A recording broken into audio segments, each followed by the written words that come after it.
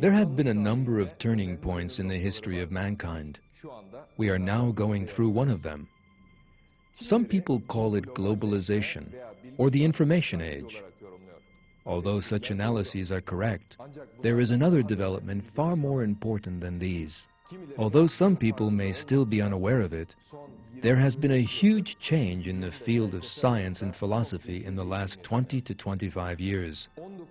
Atheism, that has so influenced the world of science and thought, is now undergoing an irrevocable collapse. With him are the keys of the unseen, the treasures that none knoweth but he. He knoweth whatever there is on the earth and in the sea. Not a leaf doth fall, but with his knowledge. There is not a grain in the darkness or depths of the earth, nor anything fresh or dry, green or withered, but it is inscribed in a record clear to those who can read. Allah, none has the right to be worshipped but He, the ever-living, the one who sustains and protects all that exists. Neither slumber nor sleep overtakes Him. To Him belongs whatever is in the heavens and whatever is on the earth. Who is he that can intercede with Him except with His permission? He knows what happens to them in this world and what will happen to them in the hereafter.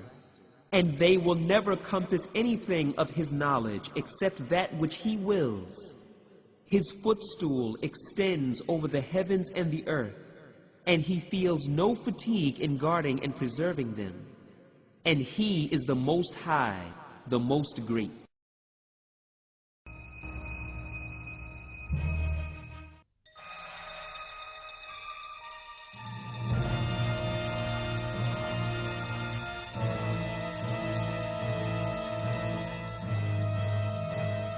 Atheism, in other words, the denial of God, has existed since the very earliest times. Yet the real rise of this idea began with a number of 18th century thinkers who were opposed to religion.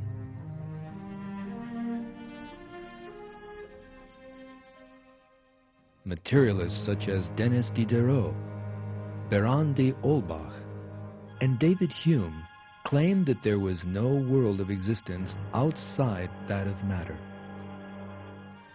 Atheism spread still further in the 19th century.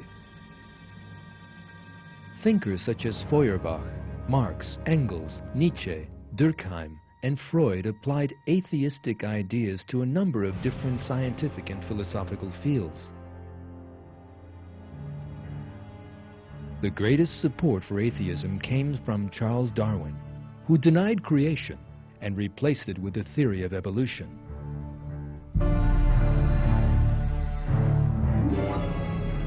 Darwinism offered a so-called scientific answer to the question, how did living things and man come into existence?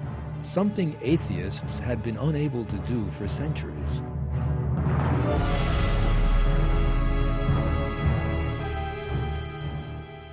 He claimed that there was a mechanism in nature that gave life to inanimate matter and then produced all the millions of different living species.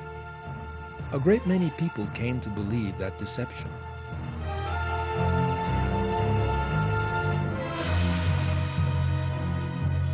By the end of the 19th century, atheists had established a worldview that they believed accounted for everything.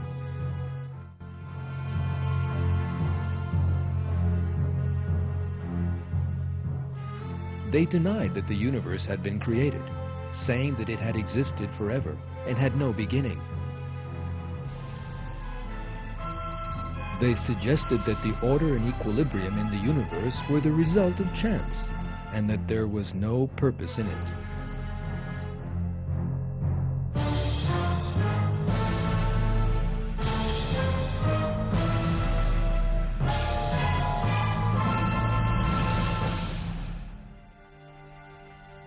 They imagined that Darwinism accounted for the emergence of man and all living things.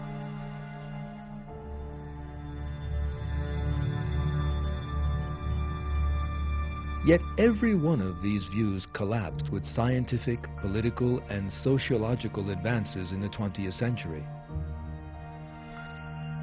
Discoveries in a great number of fields, from astronomy to biology, from psychology to social ethics, fundamentally overturned the most basic assumptions of atheism.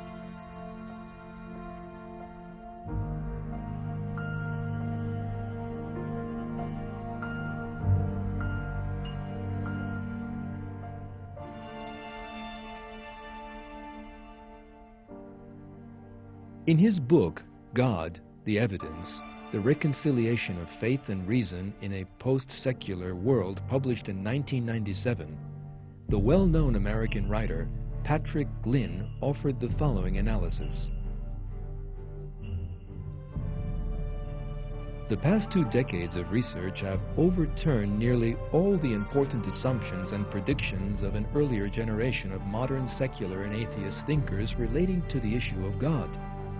Over the course of a century and the great debate between science and faith, the tables have completely turned. Today, the concrete data points strongly in the direction of the God hypothesis.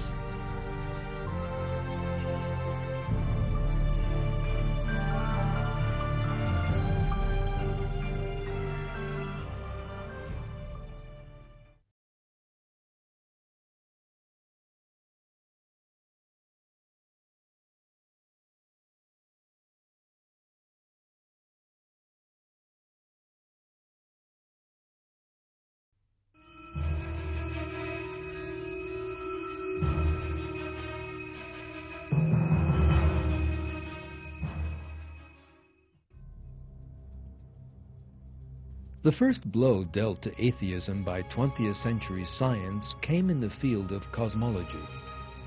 Belief in a universe that had existed forever collapsed, and evidence emerged that the universe did indeed have a beginning. In other words, that it had been created.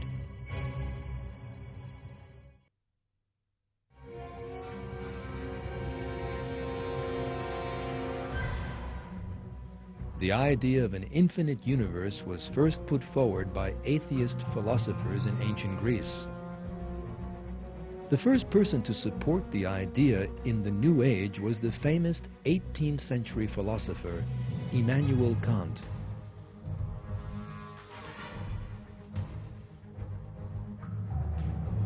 Kant claimed that the universe had existed forever, and that all possibilities could actually happen within that infinite expanse of time.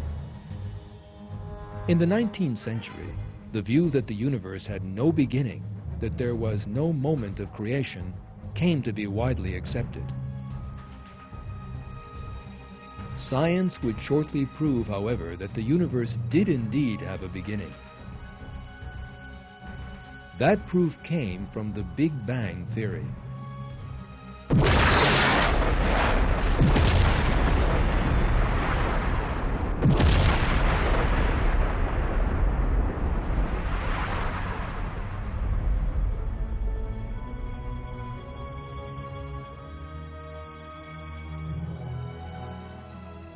The theory of the Big Bang was the result of a string of discoveries. In 1929, the American astronomer Edwin Hubble realized that the galaxies in the universe were constantly moving away from one another, which meant that the universe was expanding. If the flow of time in an expanding universe were reversed, then it emerged that the whole universe must have come from a single point. Astronomers found themselves facing a metaphysical situation in which this single point possessed infinite gravity, yet zero volume. Matter and time emerged with the explosion of that infinitely small point. To put it another way, the universe was created from nothing.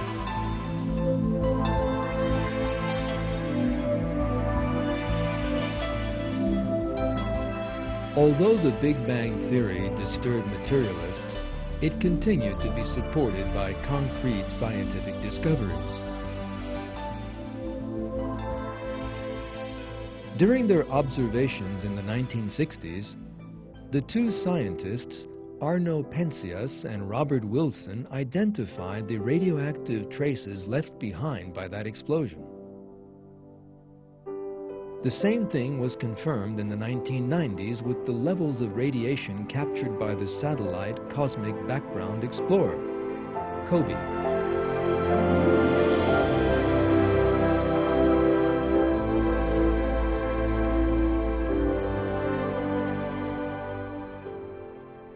Today, atheists have been completely backed into a corner by these scientific truths. One example of the atheist reaction to the Big Bang Theory appeared in the 1989 article by John Maddox, the editor of Nature, one of the best-known materialist scientific magazines. In that article, called Down with the Big Bang, Maddox wrote that the Big Bang is philosophically unacceptable because creationists and those of similar persuasion have ample justification in the doctrine of the Big Bang. He also predicted that the Big Bang is unlikely to survive the decade ahead. Yet despite Maddox's optimistic statements, the Big Bang Theory has since grown ever stronger, and many more discoveries confirming the creation of the universe have been made. The fact arrived at by modern astronomy is this: matter and time were brought into being by an infinitely powerful creator who is bound by neither of them. The creator of the universe we inhabit is God, Lord of all the worlds. Say, He is Allah, who is one. Allah, the eternal refuge.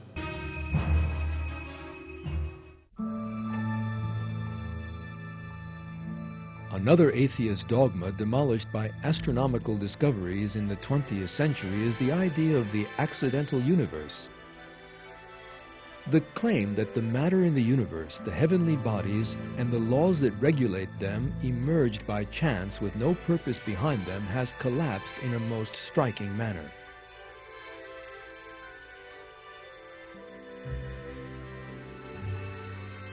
It was in the 1970s that scientists first realized that all the physical balances in the universe had been set up in a most sensitive manner so as to permit human life.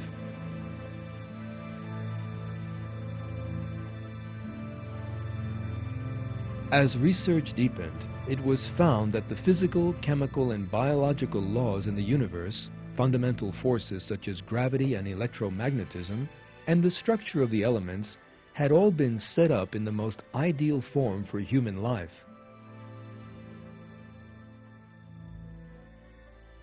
Let us now consider a few examples of this. There is an extraordinarily sensitive balance in the initial expansion rate of the universe, that is, in the explosion force of the Big Bang. According to scientists' calculations, if the expansion rate had differed from its actual value by more than 1 part in a billion billion, then the universe would either have recollapsed before it ever reached its present size, or else have splattered in every direction in a way never to unite again. To put it another way, even at the first moment of the universe's existence, there was a fine calculation of the accuracy of a billion billionth. That, of course, is no coincidence. Physical forces such as gravity and electromagnetism are all at the necessary levels for an ordered universe to emerge and for life to exist.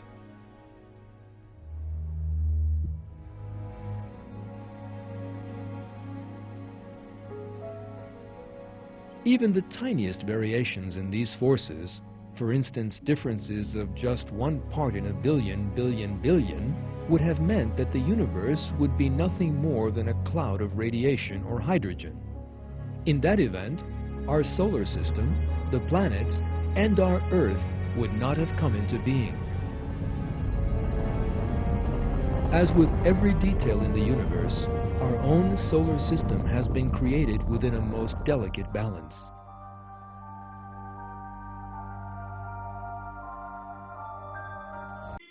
In the name of Allah, the entirely merciful, the especially merciful.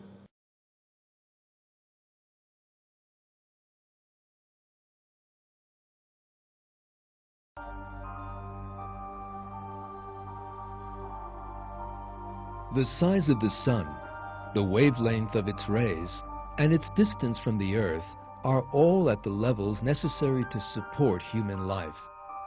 Even the slightest deviation from these could destroy life on earth at a stroke. The way that the earth's atmosphere contains the gases necessary to allow respiration, or that the earth's magnetic field is ideally suited to human life, are just two examples of such important delicate balances.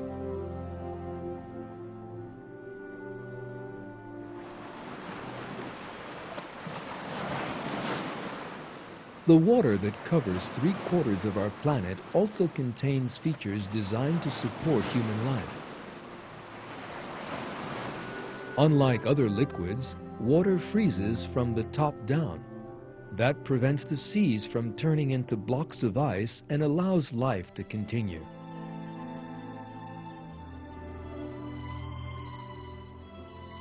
The viscosity of water and its other physical and chemical properties are all at the ideal levels for supporting life.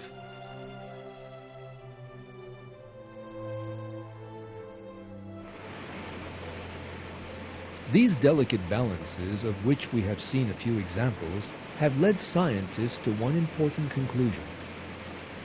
There is an anthropic principle in the universe, as they describe it. In other words, every detail in the universe has been designed to make human life possible.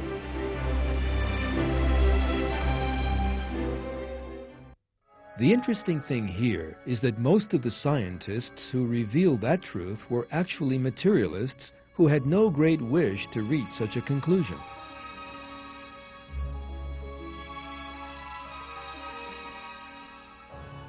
In his book, The Symbiotic Universe, the American astronomer George Greenstein admits the fact in these words: "As we survey all the evidence, the thought insistently arises that some supernatural agency must be involved. Is it possible that suddenly, without intending to, we have stumbled upon scientific proof of the existence of a supreme being?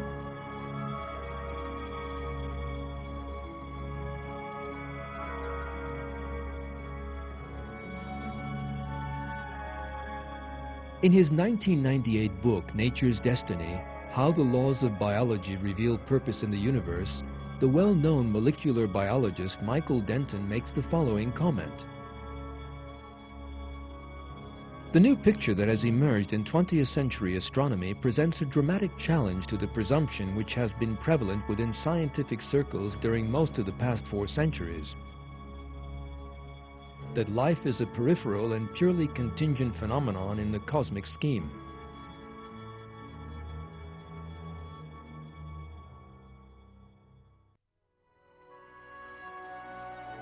In short, the concept of the accidental universe, perhaps the fundamental basis of atheism, has been totally collapsed.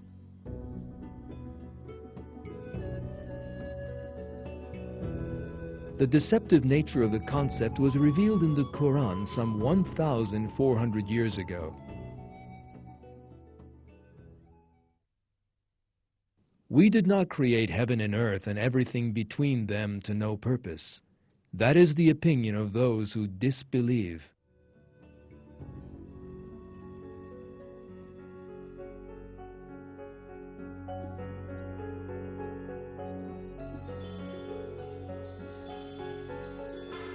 Say, He is Allah, who is one.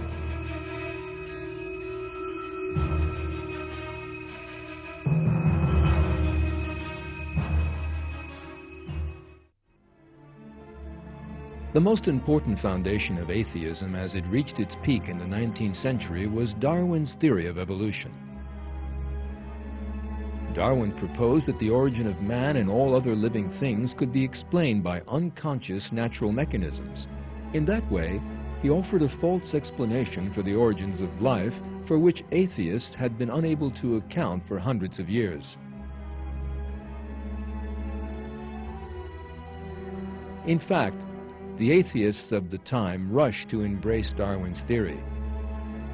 Beginning with Marx and Engels, 19th century atheist thinkers described the theory as lying at the heart of their philosophies. However, the major support of atheism itself collapsed with the scientific discoveries of the 20th century.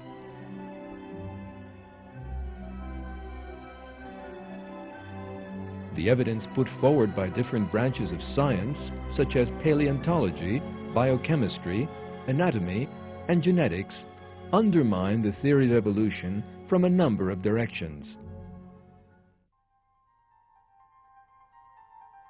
Darwin had maintained that all living species were descended from a common ancestor and had grown apart from one another in a series of small, progressive changes.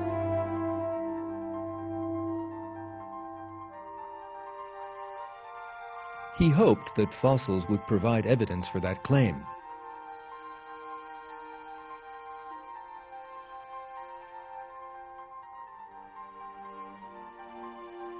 Yet all the fossil research throughout the 20th century presented a totally different picture. Not one transitional species that might prove Darwin's theory was found.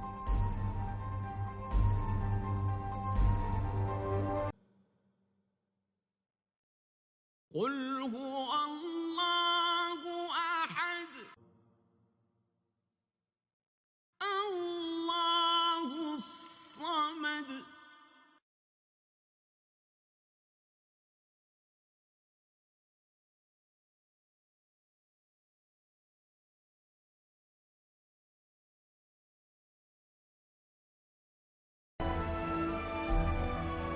For example, the phenomenon known as the Cambrian explosion is by itself sufficient to destroy the theory of evolution. Almost all the basic categories in the animal world emerged all of a sudden in that early geological period. Living things from very different classes such as mollusks, vertebrates, arthropods, and echinoderms with their very different physical characteristics emerge with their exceedingly complicated organs and systems all at once. This fact that emerges from the fossil record demolishes the theory of evolution and is proof of creation instead.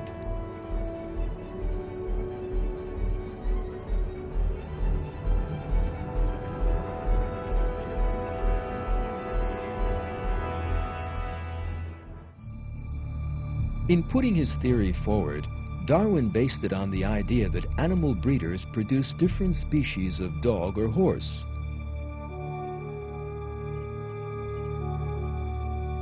He then applied the changes observed in those creatures to the whole of nature and suggested that all living things might have descended from one common ancestor in this way.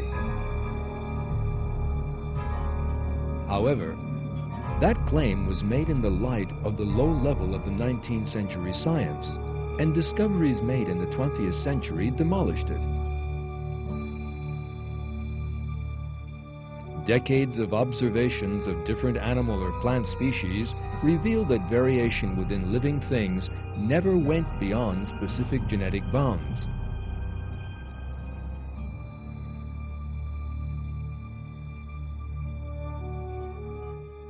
Genetic experiments, on the other hand, showed that the mutations that Darwinists regarded as an evolutionary mechanism could never add new genetic information to living things, but that, on the contrary, they always had harmful effects. The countless mutation experiments carried out on fruit flies only yielded deformed individuals.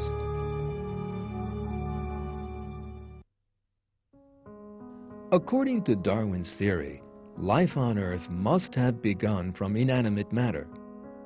So how did the first living thing come about?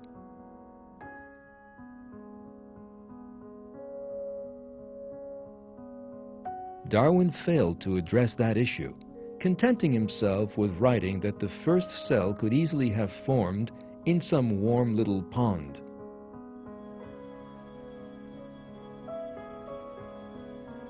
Those evolutionist biologists who attempted to make good this deficiency in Darwinism ended up disappointed. All observations and experiments showed that it was impossible for a living cell to emerge from inanimate matter.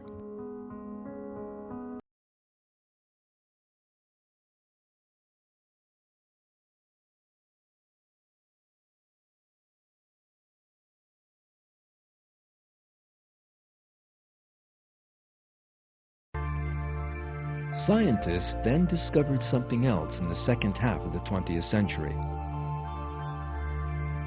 Life, and especially the living cell and the complex organelles within it, is full of the most complicated designs.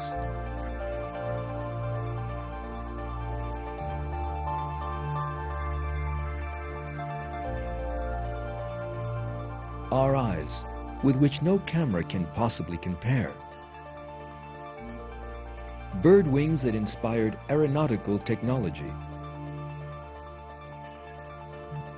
The complex and interdependent systems within the living cell.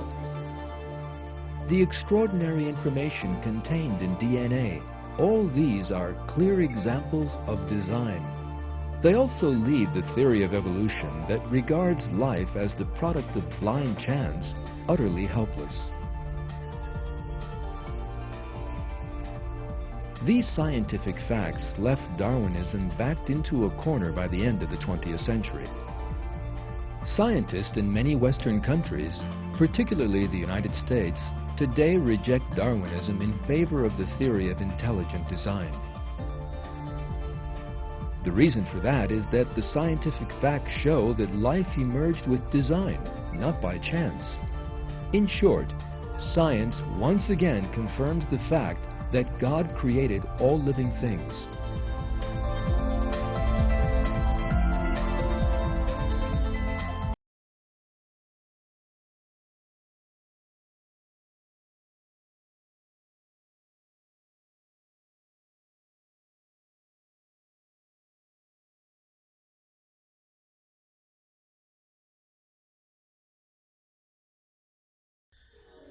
The Austrian psychiatrist Sigmund Freud represented atheist dogma in the psychological field in the 19th century.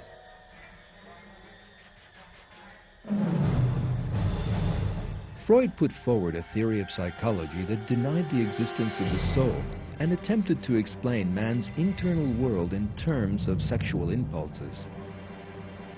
Freud claimed that to have accounted for the origin of psychological problems. Yet his theory actually encouraged new ones.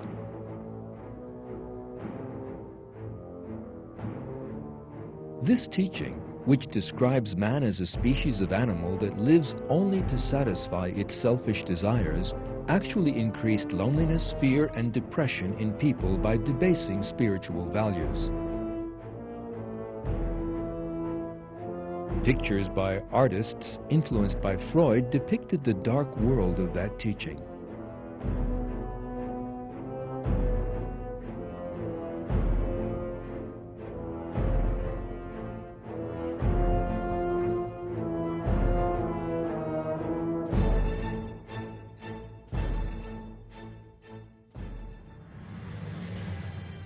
Freud's most important attack was aimed at religion.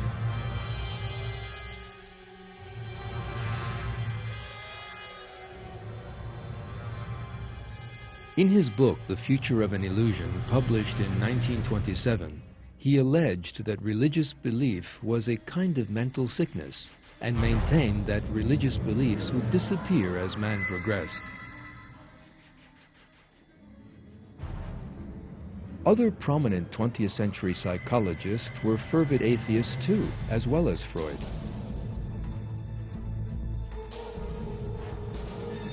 Horace Skinner and Albert Ellis, the founders of the behaviorist school and rational emotive therapy respectively, were the best known of these atheists. As a result, psychology came to be a breeding ground for atheism. A 1972 poll among the members of the American Psychology Association revealed that only 1.1% of psychologists in the country had any religious beliefs.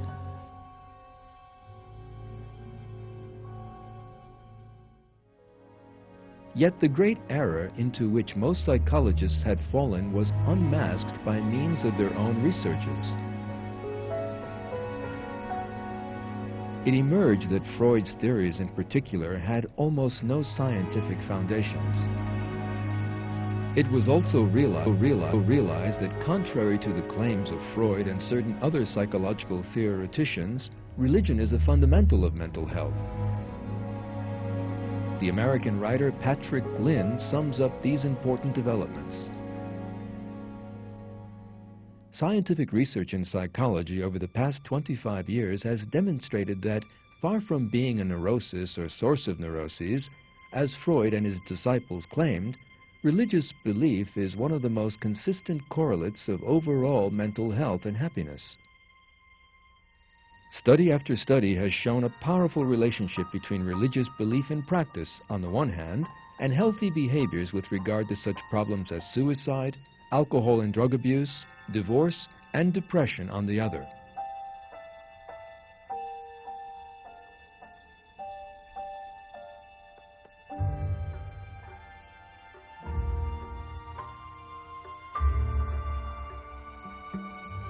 In other words, atheism suffered a terrible defeat in the realm of psychology.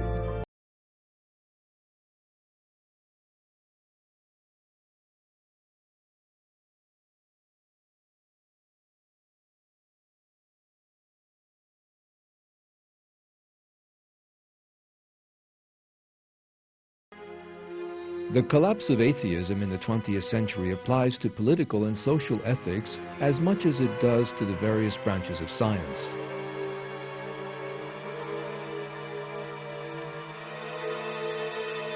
The overthrow of communism is one of the most important examples of this.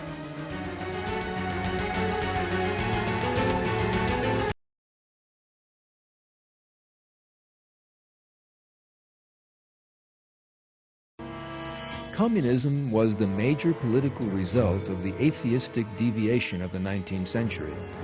The founders of the ideology, Marx, Engels, Lenin, Trotsky, and Mao, all adopted atheism as their most fundamental principle. Communist regimes wished to spread atheism throughout society and destroy religious beliefs.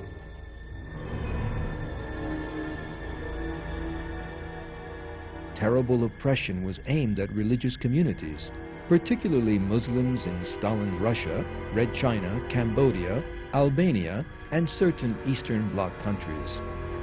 This even turned into genocide.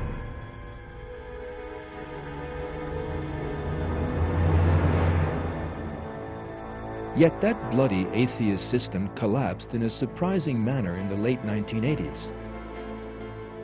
What was actually collapsing was atheism itself. The American writer Patrick Glynn has this to say on the subject. As historians penetrate the circumstances of the communist collapse, it is becoming clear that the Soviet elite was itself in the throes of an atheistic crisis of faith. Having lived under an atheistic ideology, the Soviet system suffered a radical demoralization in every sense of that term. People, including the ruling elite, lost all sense of morality and all sense of hope.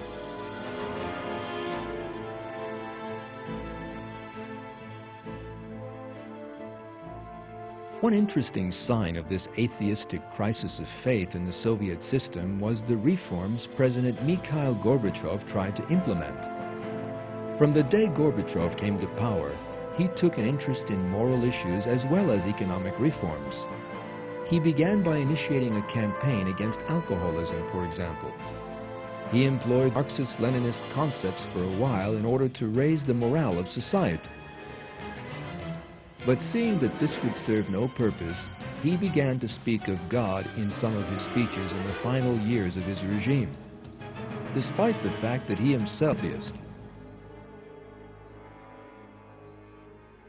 Yet these insincere words of faith were also no use, and the crisis of faith in Soviet society continued to grow. The result was the sudden collapse of the giant Soviet empire.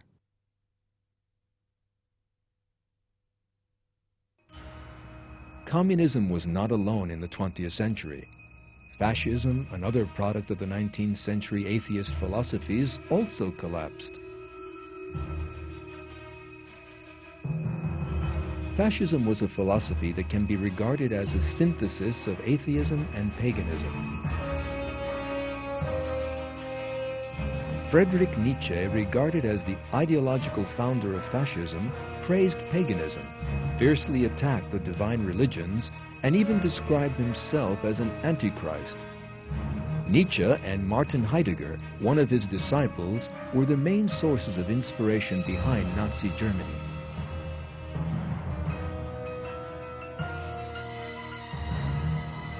These two thinkers' atheist philosophy, that was so full of praise for violence, gave birth to the terrible savagery of Nazi Germany.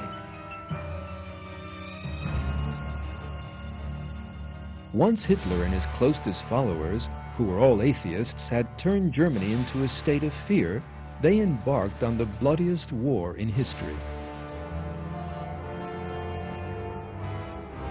That slaughter, known as World War II, cost the lives of 55 million people.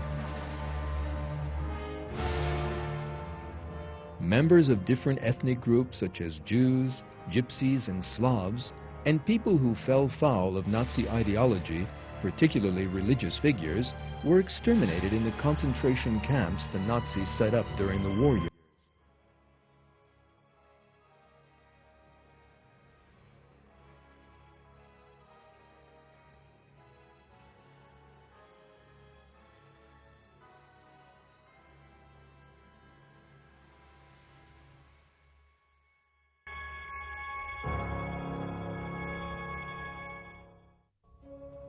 Another social result of atheism emerged in liberal Western societies in the second half of the 20th century.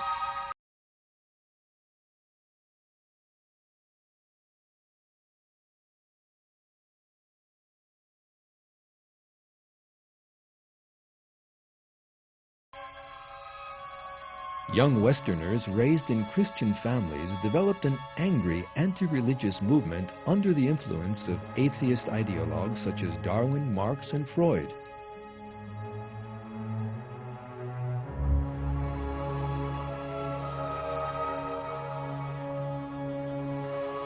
That movement developed rapidly in the United States and Western Europe in the 1960s and gave birth to the sexual revolution and the hippie dream that accompanied it.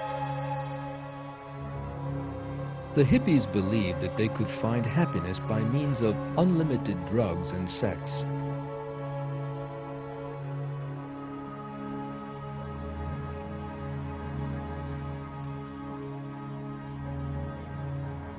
These young people who poured onto the streets to the words of John Lennon's song, Imagine, in which he spoke of a world with no countries and no religion too, were actually undergoing a mass deception.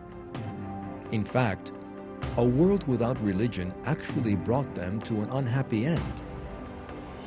Hippie leaders of the 1960s either killed themselves or died from drug-induced comas in the early 1970s. Most of the young people who found themselves on the missing list on police station walls were the victims of drugs.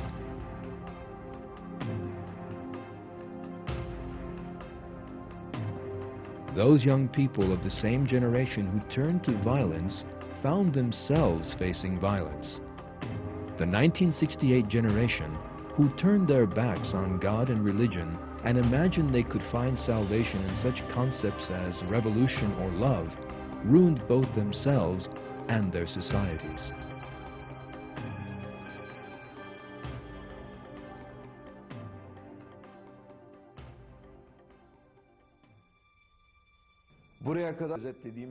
The information we have so far briefly summarized clearly shows that atheism is undergoing an inevitable collapse.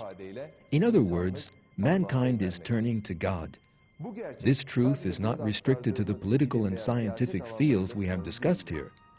From politicians to film and pop stars, many opinion formers in Western society are more religious than before.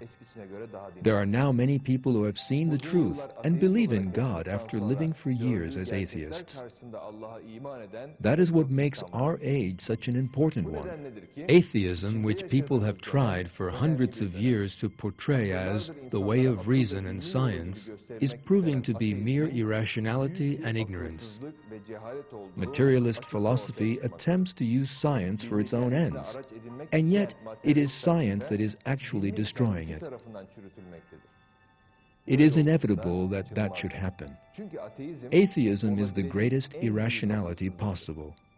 The Quran stresses the error of those who deny the existence of God.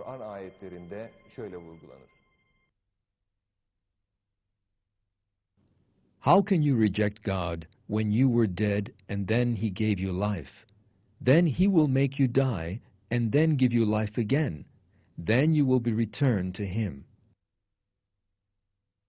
It is He who created everything on the earth for you, and then directed His attention up to heaven and arranged it into 7 regular heavens. He has knowledge of all things.